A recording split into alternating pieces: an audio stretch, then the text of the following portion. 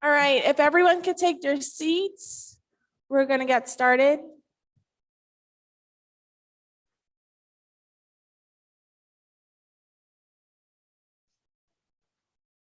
Okay.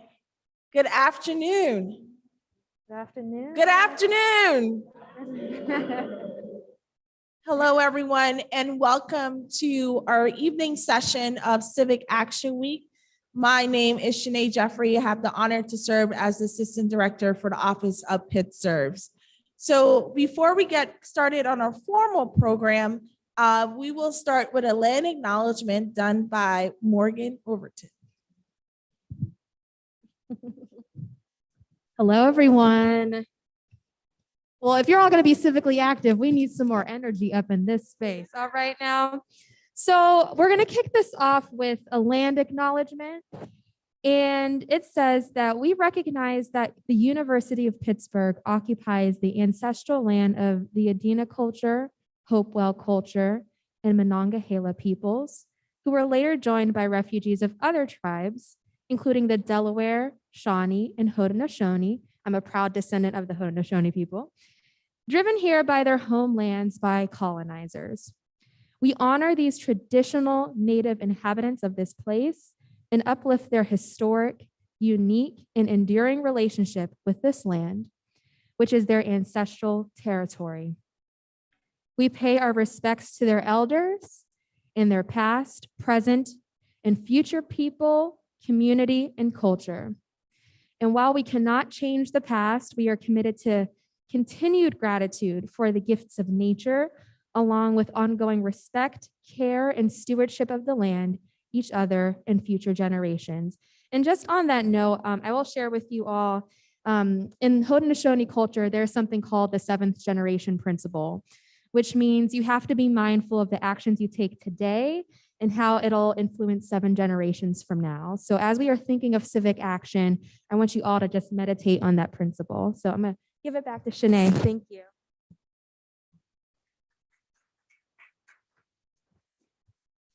Thank you, Morgan. So what I want to start with here is just some background for the week, in case you did not know. And then we'll go into a video to hear a little bit about what our students and our community thinks. So again, welcome to the 2nd annual Civic Action Week program. This is an effort co-led by the offices of Pitt Serves within the Division of Student Affairs and the Office of Engagement and Community Affairs, an office of the Chancellor. This initiative represents a partnership years in the making that was solidified when a cross-functional volunteer management team emerged in 2019 to support the Pitt community in its initial response to the COVID-19 pandemic. That response, called the Pitt Pandemic Service Initiative, led these offices to focus on community thriving as the primary goal and mission of our shared public service and volunteerism efforts.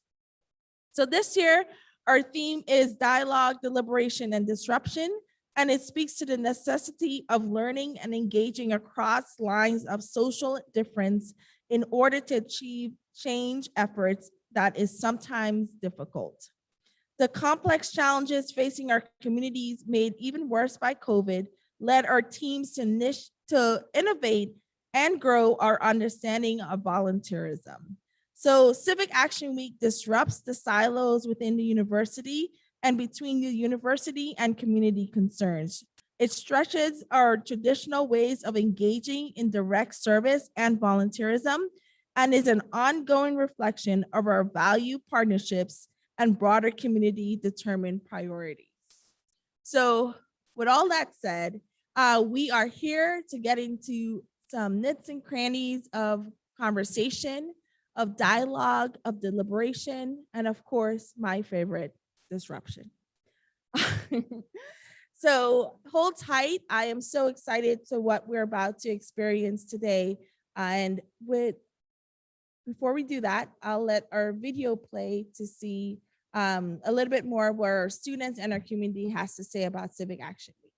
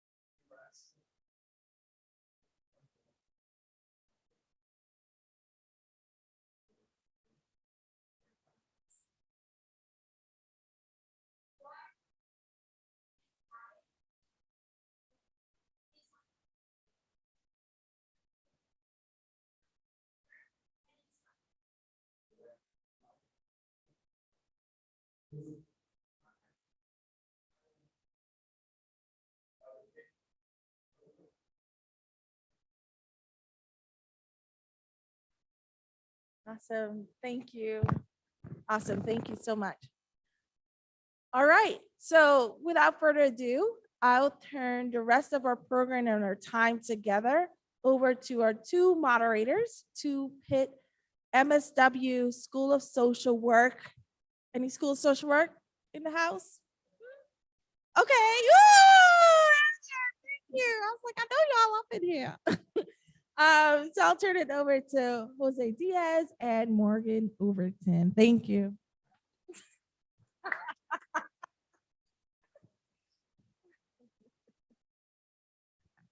Thank you and good afternoon, everybody. My name is Jose Diaz, as Shanae Jeffrey mentioned. How are we going to start this off? Okay, so just to get us rolling, before we dive into our questions more deeply, I have an opening question that I'm hoping that the two of you can answer for us. So panelists, if you could state your name and then think about this. So I'll ask a question, think about it, and then when you respond, just state your name and then respond, okay? So when you hear the words good trouble, what does that mean to you?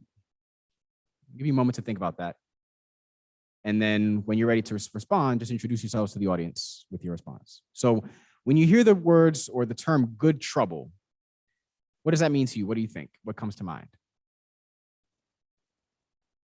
Hi, everyone. My name is Miracle Jones. My pronouns are she, her, hers. I'm also a social work MSW alum, and I work for One Hood Media, which is a arts-based social justice organization. Good trouble to me means making disruption, doing it for a purpose and doing it for a reason. I know it's also fighting against the capitalism and the Instagram, Facebook catchiness of what protest has become. But to me, good trouble has always been about fighting for a cause, fighting with community, and making disruption, because you have to sometimes create trouble in order to get the change that you need. Thank you. Hello, everyone. My name is Shad Henderson. I work for an organization called Neighborhood Allies. We're a community development intermediary. I went to Pitt as well, but I went to Gispia. Any Gispia? No? Gispia? All right. So what good trouble means for me, it's a lot about courage, causing disruption, but sometimes speaking out what you believe in isn't easy. Sometimes in a professional setting, especially, after the George Floyd incident, in Neighborhood Allies, it was rough in the sense that we had to kind of redefine our identity. We had to push for more like diversity and inclusion and things like that. And sometimes it's not always welcome. So I would just say good trouble. Good trouble. Yeah, it takes courage sometimes. Got it. Thank you. Thank you. All right, So- let's see if this microphone works. Your turn. But I'm going to go ahead and tap into that a little bit further. So you gave us a brief introduction about, your background, what you define good trouble as. But can you describe what you do and what called you to this work? How did you get into the work that you do? So I am the director of policy and advocacy for One Hood Media. My goal is to affect change through legislation, through community building, state partnerships, community partnerships. What that actually means is I do a lot of meetings, a lot of talking to people, and a lot of arguing with folks to get them to agree on certain things, different terminology. And I came to this work because I was impacted at an age early on through the criminal justice system, through the healthcare system. And I realized that because I had opportunities that other folks didn't, that led me to my pathway here. And when I was in school, and then I graduated, I went to law school, I started to realize that there was a huge disconnect between the people who write policy and legislation and the people who are impacted by it. So for instance, a lot of times people will say, oh, this thing isn't racist because we didn't mean to harm someone, or this thing isn't discriminatory because we didn't mean for it to do this horrible thing that it ended up doing in the community. And so for me, I like to be the person in the room to say, hey, who is this going to hurt? Who is not in this room? Who is not at this table? And let us take a pause to figure out what we're doing and how we're doing it and who all is going to be impacted by it. And people think that sounds very simple, but when you get to these rooms and you're forcing people who have never had a reason or a desire to think about people besides themselves and their communities, it creates a lot of conflict and a lot of pain, a lot of trauma, a lot of strife, even in nonprofit spaces. So that's some of the things that I do, but I've been called just because I've been impacted by it. I was someone who had a family member, a parent who was incarcerated, a parent who had addiction disorder. I was someone who was hospitalized during my high school years. And literally, if I didn't have teachers and social workers and people who are working in my life to make sure that I was okay, I wouldn't be here. And so that's why I've been called to this work. I guess I was called to this work. So I'm born and raised in Pittsburgh. I grew up in a neighborhood called Lincoln Leamington, which is not too far away from here. And then like in the early 80s when I was growing up, Lincoln was pretty stable. But then like in the early 90s, a lot of drugs and gangs happened. And it was just like a rapid decline that I experienced in the neighborhood. And it was very traumatic. I mean, a lot of family members, a lot of friends, drugs and in the gangs and stuff like that. And that really became my passion. Like, how can Lincoln Leamington turn the corner and become a great neighborhood that it once was? So stayed here all my life, went to CCAC, Pitt, Gispia, to really figure out like what that means to transform neighborhoods. And at the time, I didn't really know what that meant. I remember looking for a job one time and telling this lady, I just want to help neighborhoods. And she was like, well, good luck. So I really had to, build relationships, and at Gispia got connected to philanthropy at the Pittsburgh Foundation. So in my everyday job, Neighborhood Allies, we're considered a community development intermediary. We were created by the foundations and the banks in the early 80s. And we were the Pittsburgh Partnership for Neighborhood Development. But there was a report that came out, I think about like 10, 15 years ago. It was the Mount Auburn report. And it really took a critical look at the community development system in Pittsburgh. And it was asking how come like neighborhoods like East Liberty turned the corner, but Homewood, Hilltop, and the Hill District didn't. So we rebooted, not we, but they rebooted the entire organization, brought in our current executive director, Presley Gillespie, who's an African-American male from, where's he from? Youngstown, Ohio. So he came in and diversified the board. And I would say my everyday work, we do a lot of grant making and relationship building. But one thing when I came in at Neighborhood Allies, I noticed was that a lot of organizations that weren't from the neighborhoods we serve were getting all this grant money and didn't have any connection to the neighborhood. I mean, their intentions were well, you know, like, oh, we're going to come into Homewood and do A, B, and C. We're going to Hill District A, B, and C. And we just had to be very intentional to, you know, stop that type of grant making and really build relationships in the neighborhood. So it's like more organic growth and development. Thank you. Awesome. Thank you. And so I just want to unpack that a little bit more. For Shad and Miracle, and thinking about this work, because again, both of you have two different works and different titles and whatnot. And, you know, there are folks who may consider themselves activists or organizers. Curious to see what you think about your role in that respect. Do you consider yourself an activist or an organizer? And if not, where do you see yourself in relation to community engagement or civic action with respect to what you do? Does that make sense? Okay. So, no, that's a great question. I don't really see myself as like your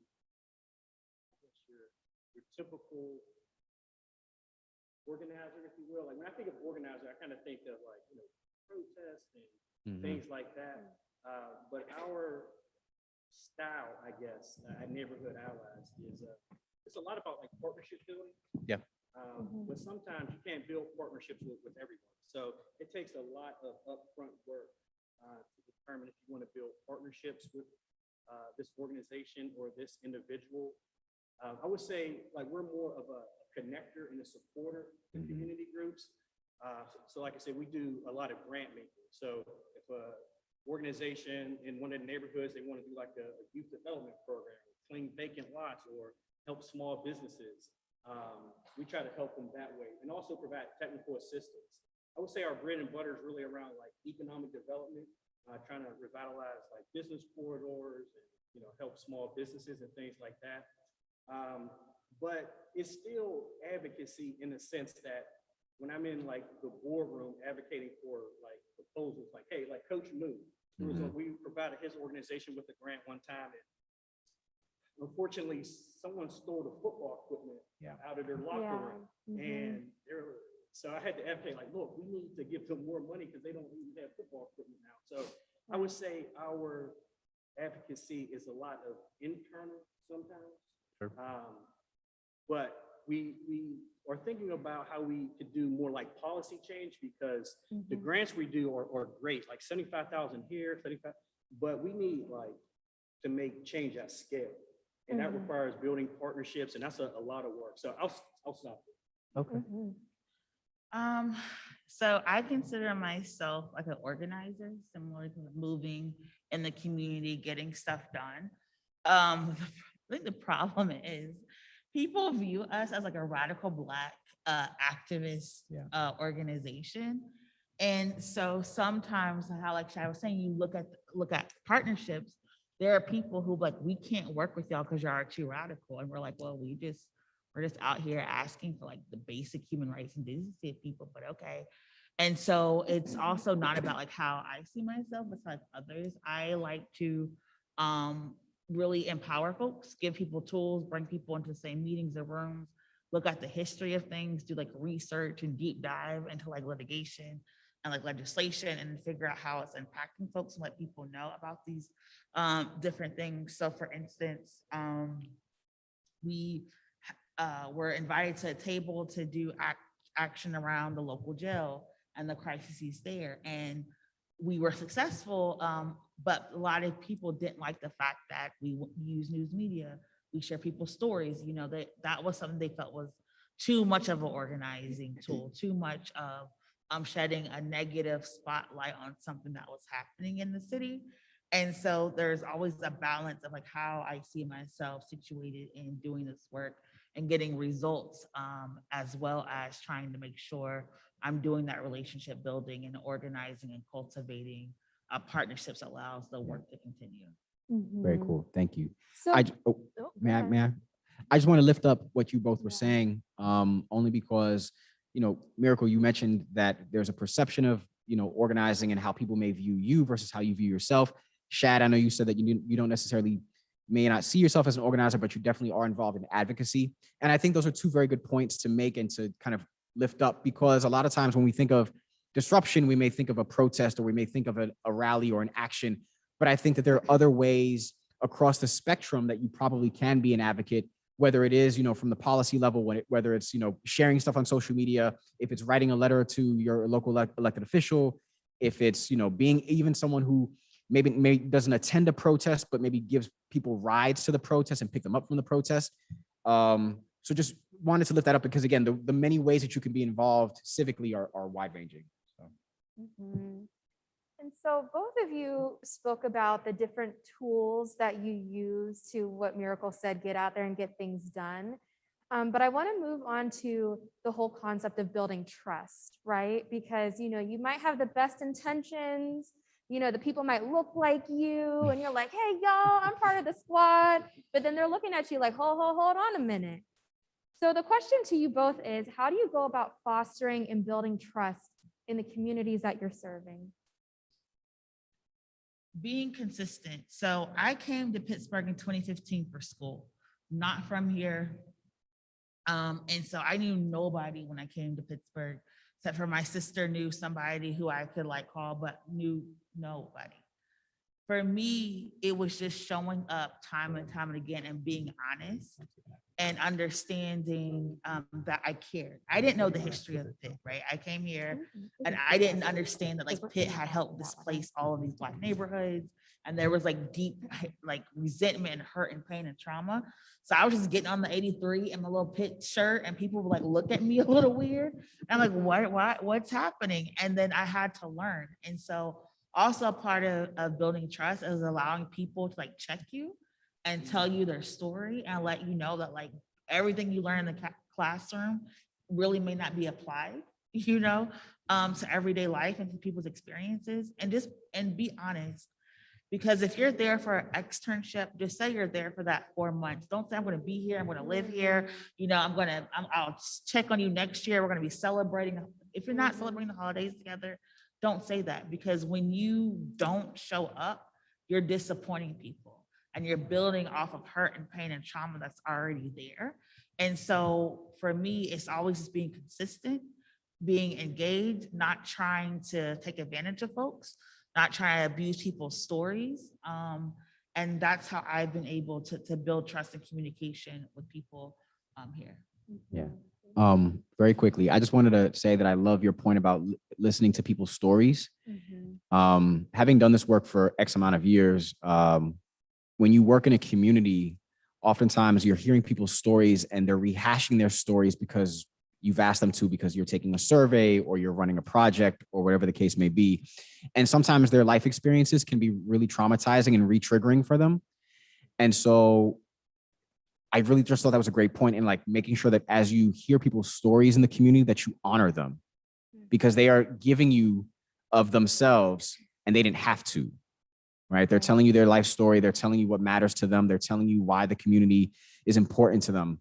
And it isn't just enough to take these notes and say, okay, thanks for your time and we'll talk to you later, but rather how do you honor that, right? And just show value in spaces like that. So I just wanted to, it was a really good point that you made, and I just want to make sure that it was lifted up again. Yeah, I agree. I think that was spot on. I really don't have too much to add to that. There was one example. We work in the Lorimer neighborhood, which is not too far from here, East Liberty, and we provided a grant to, her name is Miss Betty Lane. She's 85 years old, been in the community for years. And she started this African healing garden, and we provided a grant, and she had a ribbon cutting event. And I decided, well, we provided a grant, we don't need to show up. And that was a terrible decision on my part. When I saw her, she was so hurt. She was like, Shad, you didn't show up. No one from Neighborhood Allies showed up. And, I was saying, Ms. Bay, we provided a grant, but she was really hurt. So I would say showing up is extremely important. Building relationships and trust takes time, and being held accountable. And, if someone checks you from the neighborhood and their heart is in the right place, I mean, you have to take it to heart too. So, yeah, I think being true to your word, not trying to overcommit, and just show up, show your face to events or events that's happening in the neighborhood as much as possible is something that I try to do. And I think one point you just said is that it takes time. And when you're working with the community, you're recognizing that Rome wasn't built in a day, right? In order to build that, that mountaintop that Dr. King talks about, it's going to take some time. Right. And so, once you have the time, you've showed up in these communities. And I think each of us in here, when we think about, engaging in civic action, we're like, I'm going to empower the community. Well, I have to share something with you all. Community members already have power. They already have all the tools that's necessary. So for both of you, how do you go about activating that power in communities? And to kick it up a notch, you might be so ready to just get people mobilized and ready to move, but sometimes they might not be ready, depending on so many factors. So how do you go about really channeling and activating that power in communities? By protecting people. So I would say when I was doing my MSW placement, I was sent to Clariton, where the steel mills are, and there we were tasked with finding people's stories to take to the health department. And so a lot of people kept saying, well, this stuff is happening, but like, I don't want to be the reason a job leaves my city. I don't want to be the reason, people don't have healthcare, unemployed. And so for me, hearing that, it was like, okay, we have to figure out a way to like tailor our messaging, right? Because I understand the activists and they're like, we got to shut the plant down. And that, like, I understand, I get it, but I get to go home at the end of the day. These people are going to still be here, and they're going to have to deal with all of the pain, the trauma, and the displacement. So then we sit there and we formalize with the community members a strategy, a community outreach thing, so that no one can get upset. You can't get mad at somebody who says, I want to breathe clean, right? And so we then changed our call to call on the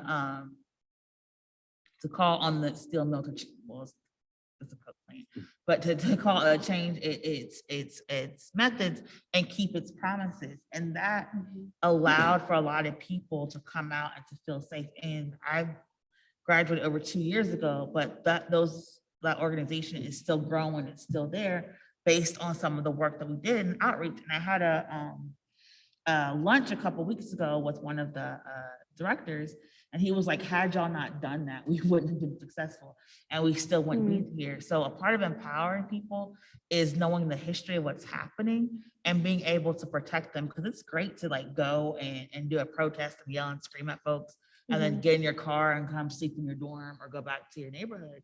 But people still have to live with those real world consequences. And so for me, it's understanding that people are a lot of times disempowered. A lot of times politicians or decision makers have a vision of a neighborhood or a vision of the person they want to talk to. It may not be the person who's undereducated. It may not be the person who has a criminal record.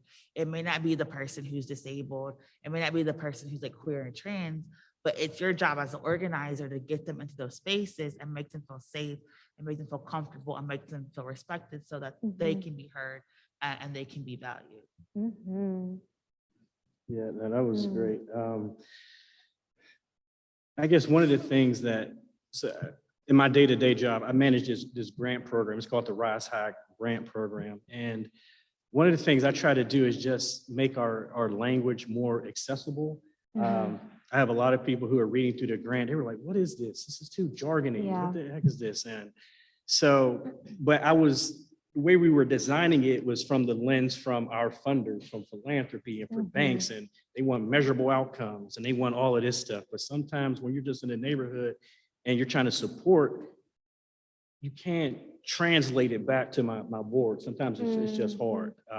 So I just try to reach folks where they're at and be honest about what we can do and what we can't do. And, sometimes folks are disappointed that, we can't fund their organization, but if I'm upfront and honest, sometimes it just makes it a little bit easier. And again, I think just being patient, asking community groups to be patient with us, and being transparent about our goals and objectives. Like I was saying, a lot of it is like economic development, capacity building of organizations. And if I'm like clear up front, I think it helps with our long-term relationships. Yes. Thank you for that. So along the lines of activating power in communities and transparency and I think what I'm hearing also is to some extent aligning your self-interest with those of the community. What are you each doing to, along the theme of disruption, to disrupt the status quo? And another way to think about that is maybe shift the needle or shift the narrative around the work that you're doing, the efforts that you're leading, that you're advocating for. What are you doing to shift that? Trying so hard not to cuss. It's okay. I mean, to be We're all honest, grown. to be honest, it's getting people in the room. Like when you think of electoral politics, right now we're having an election. You usually think of people who are like straight-laced, who are like, I am a super voter. I've voted for like 20, 30 years. That's what you think. And then me and my team I did a interview. And when the interview was over, the lady said, this is the first time I've ever interviewed somebody who had goals in their mouth. And I had totally forgotten, because we were on Zoom that I had like my grill on and my hoops and stuff. And I was like, I'm so sorry. She's like, no, it's okay. I love it. This is what we need. And so for me, it's understanding that people have been systemically left out and bringing those people in the room. That's the first order of disruption. The second thing is I get to design the programming. And a lot of times I get to hire the folks. So then I make sure I'm hiring people who are going to be impacted. Our view is that the people who are closest to the harm need to be the people who are leading the work. So like our director of operations is someone who was detained at Berks County. Our resident teaching artist is someone who's gone through the criminal justice system, who's gone through eviction and mental health crises. All of these people that we're working with, and I didn't hire them, my boss did, are people who are leading our programming, because that's how we're disrupting, by sharing our stories, our narratives, but also coming up with our own solutions. I got hired and I was like, y'all, we're gonna be an abolitionist-based organization. And people said, what? I was like, we are an abolitionist-based organization now. And they were like, wait a minute. And I was like, I took it and I ran with it and I stuck to that. And that's something that we've changed. So like he was saying, a lot of times the work is internal. And so we have these conversations, like we gotta talk about patriarchy. We gotta talk they're like, girl, it's week one. I'm like, we are talking about the patriarchy and why like this male dominated institution has to change. And it's like me, and I've done that. Like I'll go to like Grandma B's on the weekend and like, we're going to talk about like how men view women and how that impacts our community. And I think that is very important, just to be honest about and be vulnerable and use that to engage and to work with others. So that's some of the things that we'd like to disrupt, and like in a small way. Thank you. Yeah, similarly, so we just went through this as a staff. It's called the Racial Equity Institute, and they provide training to our staff that just shows how like systemic racism is within every system within America, whether it be education, healthcare, banking, all of that. So I mean, we were hesitant of like calling out structural racism so blatantly.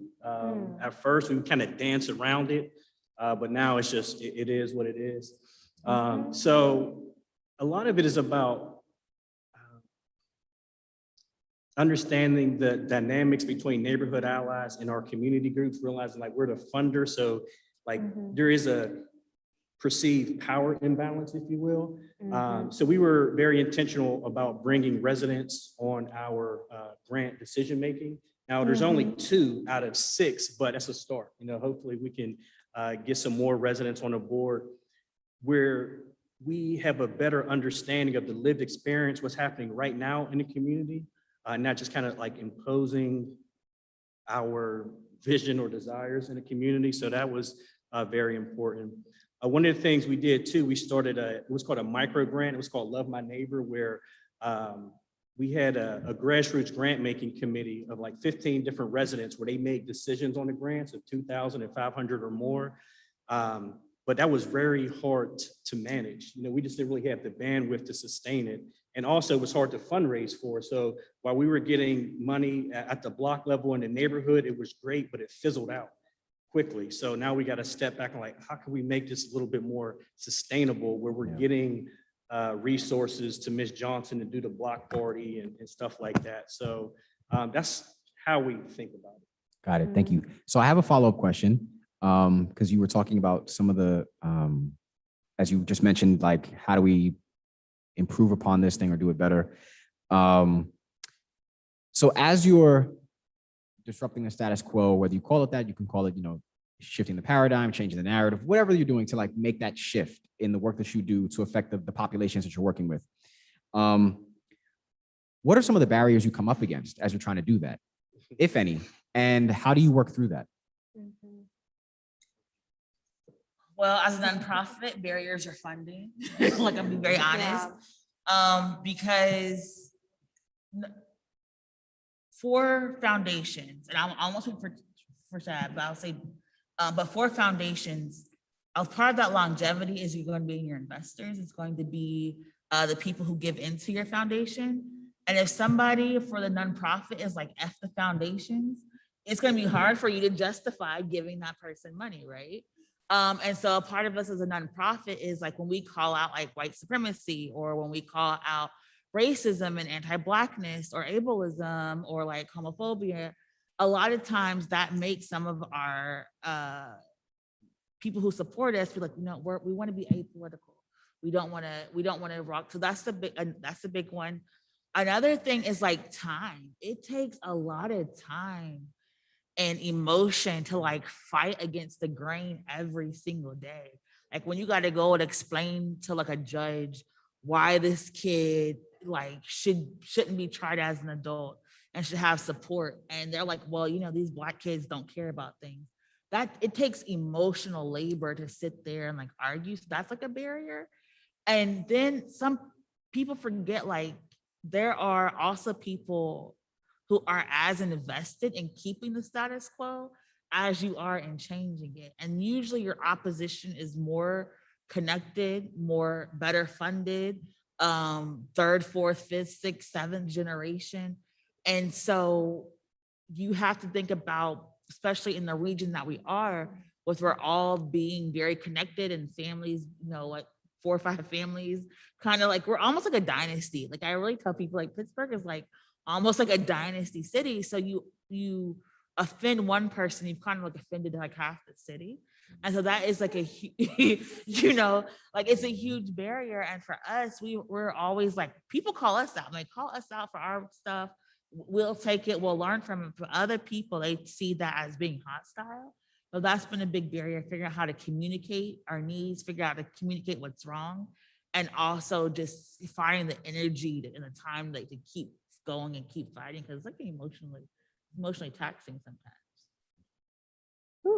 Yeah, I would agree with that. Absolutely a lot of times. And I would agree with that with the funders. It's almost like some of the funders don't think we're aggressive or radical enough. And we lost funding from that. They're like, no, you need to go down to the mayor's office and tell them A, B, and C, and tell the councilman A, B, and C. We're like, no, we're building right now. We having conversations, and they didn't appreciate that. So, they cut our funding. Then another funder, we were probably too, quote unquote, radical, calling out structural racism, and we didn't get funding. So trying to achieve, my boss always says balancing mission and margin. So mission, mission of organization and margin of resources. It's challenging. And then we were just having a conversation with staff yesterday about a funder who approached us but they were like, our values align with this funder. And it was a question mark. I mean, we want the resources, but what type of strings come attached with that? And are we willing to absorb that and deal with it? So, I mean, we're looking for like national funders and stuff like that to diversify our revenue, but we realize that we got to maintain partnerships with our funders here, but sometimes it doesn't click, and there's consequences when you step out and do something that's that they don't agree with. I'm just meditating on a lot of what you both just said, because it really is an introspective process you have to do with yourself as an advocate or someone who's civically oriented, and especially if you look like the communities you serve. And this leads into the last section of questions, which is about deliberation. But Miracle, to your point that you made earlier about, you're wearing a pit hoodie as you go into a community that you're going to serve, you're like wearing your hat as a pit person, but then also the identities that you hold, right? And then people aren't going to look at you like, oh, she's one of us. They're going to be like, oh, you're from the University of Pittsburgh. What's your intention? And so the first question that I want to ask you is, both of you, what happens when there is tension between the community's view of progress and an institution's definition of progress? Pain, anger, like hurt, trauma. But again, I think that's why no matter where you go, you have to learn about the history. Because I remember even when the CCs were being built and people were like not very happy, like here comes Pitt again. Yeah. And and it's about like that trust building. And you have to understand that like sometimes institutions have the luxury of doing a strategic plan. But when people have to live their lives day to day, they don't have time for you to make your mistakes and figure it out. And then 5 years later, you're going to have this shiny outcome. They need it there. And they also understand a lot of times the mistakes and learnings usually come at the expense of the community. And then the institution gets to benefit off of it. The institution gets to write this, this study, like, oh, we learned the stuff we learned from our mistakes, and they get to have this intellectual property, and the professors get to travel around the world, teaching about all the mistakes they learned, but the community members are still there. The mistakes that you made, those businesses are shuttered. That those people are still stuck in prison. You promised to get them out.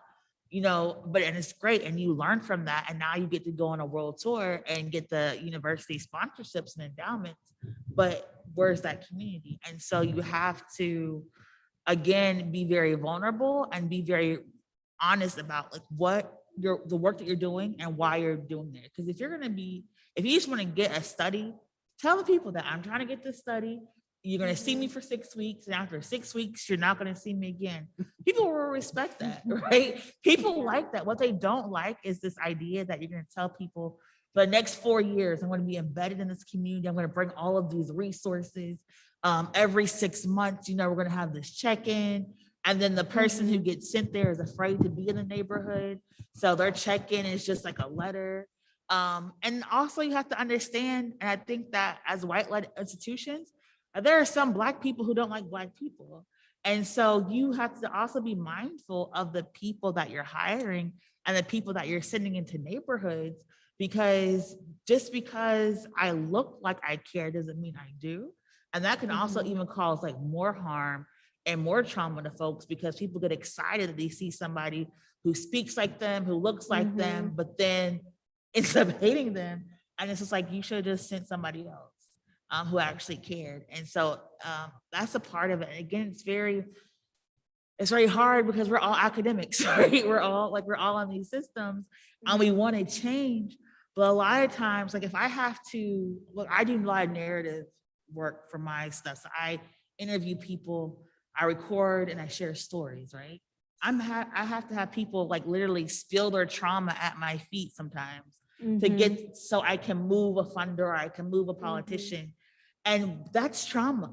I don't always have the resources to have a therapist with me to say, you've told me this thing, So now let me give you the support for the next 6 months to a year because I'm the first person you told.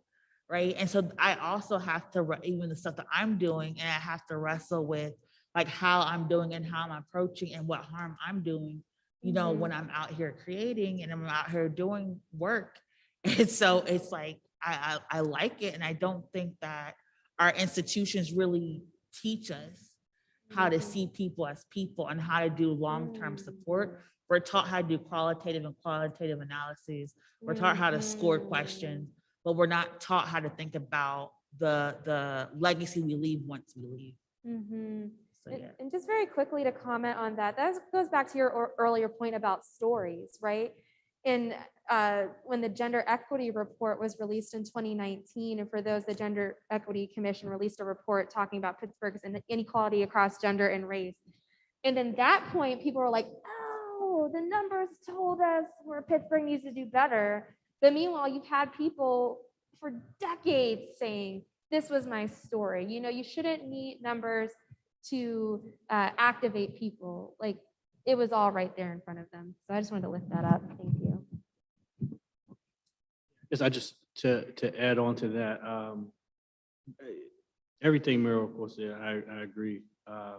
You know, transparency is extremely important, especially like I see some people sometimes that come into neighborhoods and they'll be there for like 3 months and they're actively writing a grant, you know, without letting the community or neighborhood know. And sometimes when it hits the fan, it's just terrible. So it's just good to be upfront at the very beginning.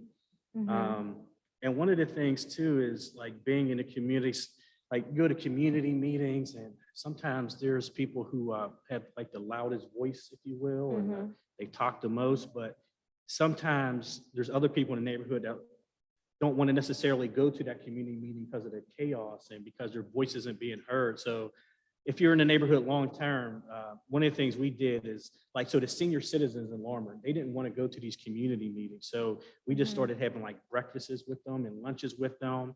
And they felt very comfortable. Their voice was being heard. So I would just say sometimes just going to the big community meeting isn't the only way to engage a neighborhood. There was one other thing I was going to say. Oh, uplifting the story. So the Gender Equity Report, I was just talking to one of our grantees and she was saying, Shad, like there's a lot of great things in our neighborhood. A lot of the narrative is the negative stuff. And some of it's true. I mean, the disparities and all of that, but we try to be very intentional, lift up the good thing. There's great people. There's great people doing great work. There's assets. There's stuff like that. So having that balanced story is something that we try to be intentional about. Yes, absolutely. Thank you. So this running theme that I'm hearing of hearing stories, and clearly you and Miracle have your ears to the ground, I think, in the respective communities that you serve and the people that you work with. And so you probably have a sense of what they're telling you, what their needs are. And so I think following up on that question about tension, I guess Morgan and I were wondering if there's ever been conflict between what you believe to be true, having done this work in the community, and say the values or the direction of an institution or an organization, right? So you have your own belief, like, I know this to be true. I've done the work. I've spoken with people. This is what they are telling us versus what the organization says is a priority for them, for the neighborhood. So has there been a conflict? And if so, what have you done or could you do to resolve that, to achieve a win or to get the work done? There's always conflict. I'm very honest with like nonprofit work. There, especially right now. So for instance, not to get too political, we as an organization do a lot with like anti-violence, gun violence. Right now, there is a huge tension about investing in community or investing in police. A lot of people believe we got to invest in police first, then wait a couple to get it safe, and then invest in community. And so we have been going on this ongoing fight for about a good year now about like supporting people at the community level. And each time we get closer, there's like another hurdle. Like, oh, we want to do this, but the state legislature says we can't. Oh, we want to do this, but then like, how do we trust people to use money if we can. Oh, we want to do this, but this person's not Act 33 compliant. It's always like something. And so for us, it's about creating the story and the narrative and sticking to it and making sure and getting people to understand. And again, it comes with like wording. So sometimes I may not be the best person to be in the meeting to have that conversation, right? Because people we know you're like radical, you're protesting, you're calling for all this stuff. Maybe it's not you, maybe it's just one of the students themselves to be in the room. Maybe it's the parent, maybe it's one of my bosses. Maybe they're better at delivery. And so part of that tension, I think, is also realizing when you're the barrier yourself, and getting other people to be in that work. But right now, we're having conversations. I think for the first time, for me, it's the first time I've ever seen corporations actually care and get involved in these, and not say that people, but now they're okay, we'll get involved in these issues. Now you see corporations talking about adopting communities. You saw Domino's talk about, oh, we're going to take over and start, filling potholes, in the streets and stuff. And it's just now the stuff you could have been doing this whole entire time, now you're thinking about doing it. And so that to me is a benefit. But again, it's also with our partnerships, sometimes understanding that it may not be one hood who's going to do it. It may be another nonprofit or another organization that doesn't have the same negative stigma, but we'll still get the work done. That's part of the tension as well, is just figuring out who's the best messenger, because sometimes we may have the best idea, but people are not going to receive it just because of who we are. Yeah, I would say it's similar. Our tension right now is really if we're going to have a focus on youth development, because we get a lot of grant proposals and a request to do youth development work, but it was an unwritten thing that, that's not our wheelhouse. There's other people that serve youth. But I would say half the applications we get or the request to build partnerships is for youth development. So we got to do something.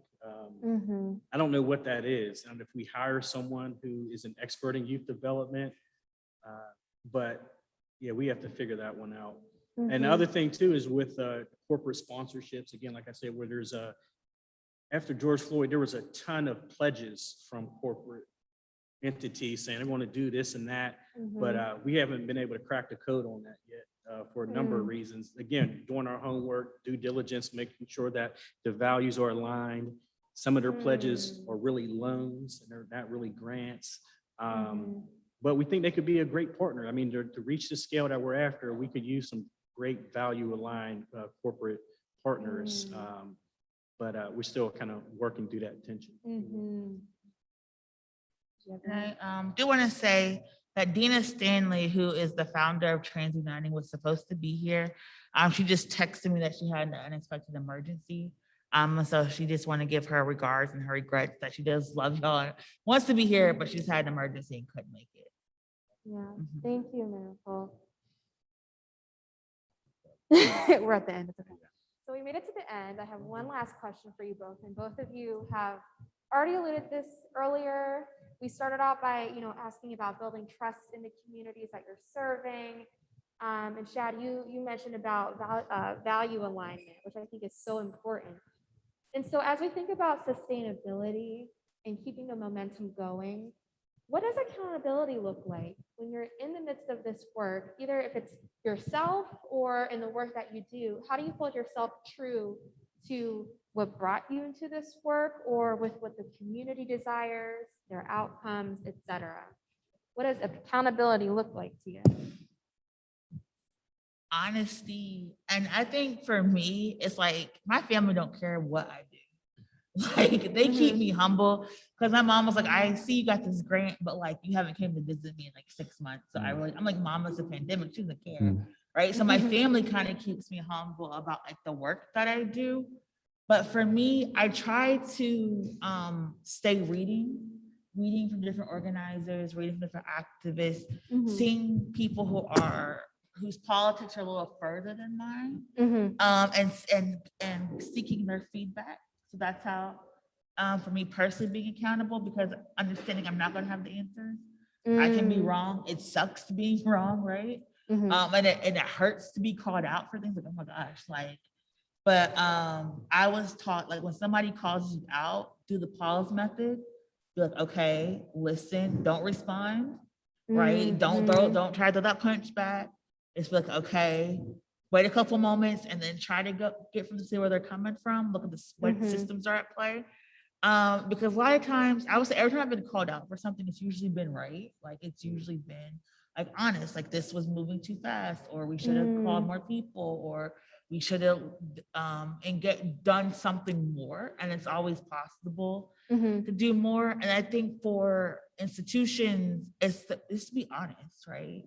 Like, I know last year when the medical school was like, okay, we've engaged in the systemic racism in our, I was like, finally, like, you know, so we tell people all the time, like, if I look at my school book and all I see is negative stereotyping, that's racist to me. And I remember when we had school social work, like, this is a racist textbook. Like, everything in this textbook is a negative stereotype, and you might as well have a Klan member teaching this class.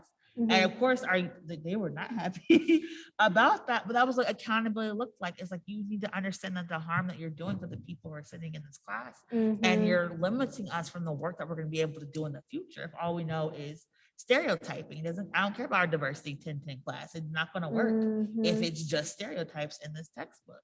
And so for me, that's what accountability looks like, is getting people to admit the harm that they're doing, and also working to figure out how can you repair the harm. Because understanding that, like, just because you say you're sorry doesn't mean people are going to forgive you, doesn't mean people are going to work with you, doesn't mean people are going to trust you again. But what can you do in lieu of that to make sure that other people don't make those same mistakes? And what can you do to make sure that people don't have to grow up in the same trauma that you've created? So, Yeah, I completely agree with all of that. And I know I said this multiple times, but just being kind of present wherever you're serving in the neighborhood. This weekend, we went to a couple of staff. We went to the Southside Bears youth football game, and it was uncomfortable for some people. I mean, just the atmosphere, just the music that was playing, the things that were said. But if you're really going to be like a servant and really try to support these neighborhoods, sometimes you got to show up where it's uncomfortable. And I mean, sometimes that's hard. And sometimes we get like a lot of feedback on like social media, but we not try to go into like a back and forth with arguing, because that doesn't really work. But embracing those comments, you know, like, wow. Sometimes, a lot of times it's coming from a good place. Sometimes people are upset they didn't get a grant, so they'll disparage us and stuff like that. But that's more minor. But I like what you were saying, embracing that criticism, like pausing, I forget what you called it. That's something I'm gonna start to adopt more when we get like accosted sometimes, because sometimes people are just kind of frustrated, you know, and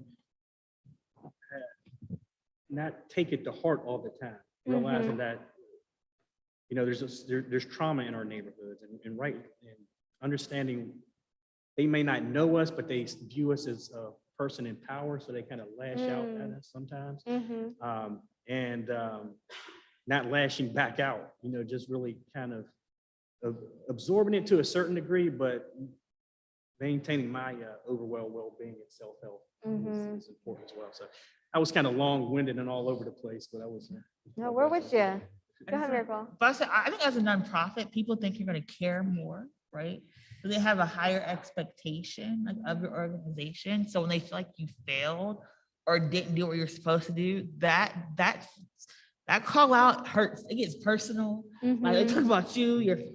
They know. Like, wait a minute, we were just at the barbecue last week, and now I'm okay. Yeah. So, like, but really, you do have to pause. And I'm Southern, right? I'm from Georgia. Like, you talk, you know, we fighting, right? Yeah. And so I literally had to learn to take a pause, take a breather, like, what's at play, what systems are at play, what are you trying to say? And maybe now is not the time. We'll have to come back and revisit, right?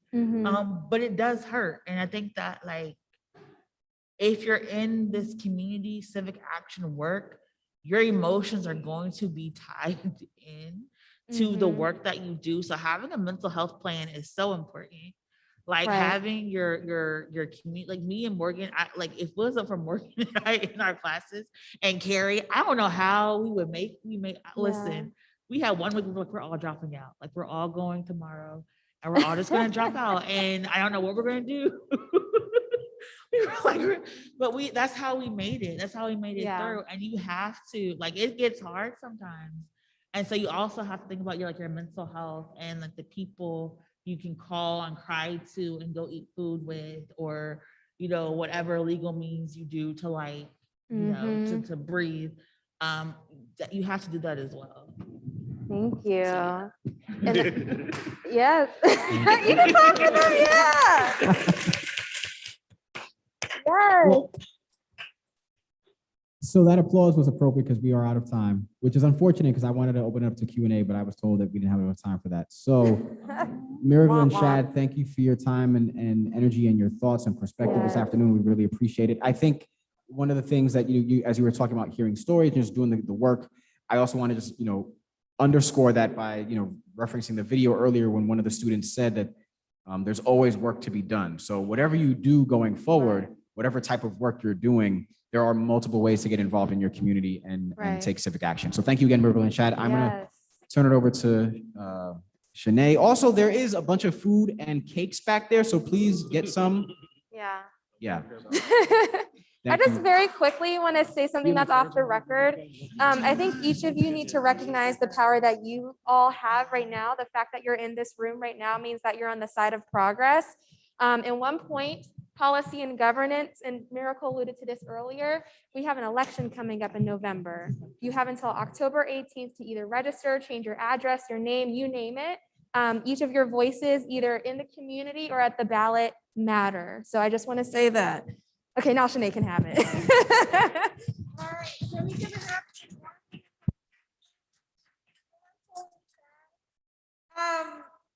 Let me just say, like, Miracle, you had me at, the luxury of a strategic plan. I was all the snacks back there. And, can we just say that our panelists and our moderators, they understood the assignment, right? They understood the assignment and they did a fantastic job. So please give it up for them all together again. So, thank you. A lot of great knowledge was in this room. A lot of great things were said. I learned a lot of things as well. And I just want to make sure that I know there's a majority of students here.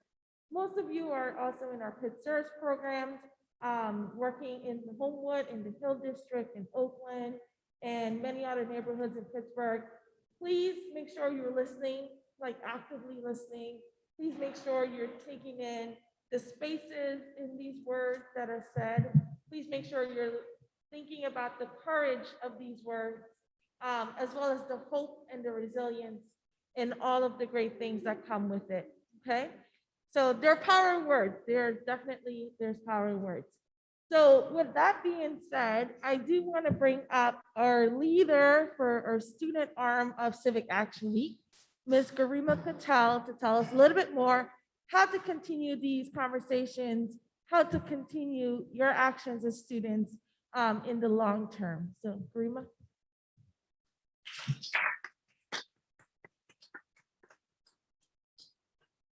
Hi, everyone. Thank you again for showing up. Thank you to Miracle and Shad for sharing their experiences. I hope that we all feel motivated and energized to get involved with civic engagement. I know I definitely do. I just wanted to reiterate all the different events we have happening this week. So that website at the bottom there on the slide, pi.tt/civicaction, that's the link to our website that has all the different events that are happening. I like to think that there's something for everyone, so you can browse through the different events, see what interests you, see what you want to learn more about. I urge all of you to sign up for these opportunities, really take advantage of them. If you have any questions about that, you can definitely email us, pmadd@pitt.edu. We also have an Instagram page, pit_SDOS. But again, thank you all for coming, and hopefully I'll see you all at the events happening this week. Thank you.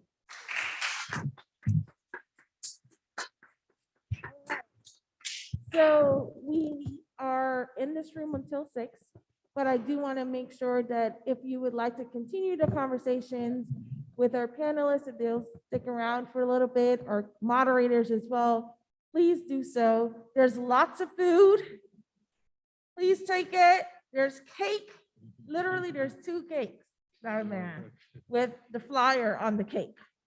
So please make sure that you're eating, you're having conversations, and thank you once again for your time and listening ears. Appreciate you. Thanks. It was nice to meet you in person.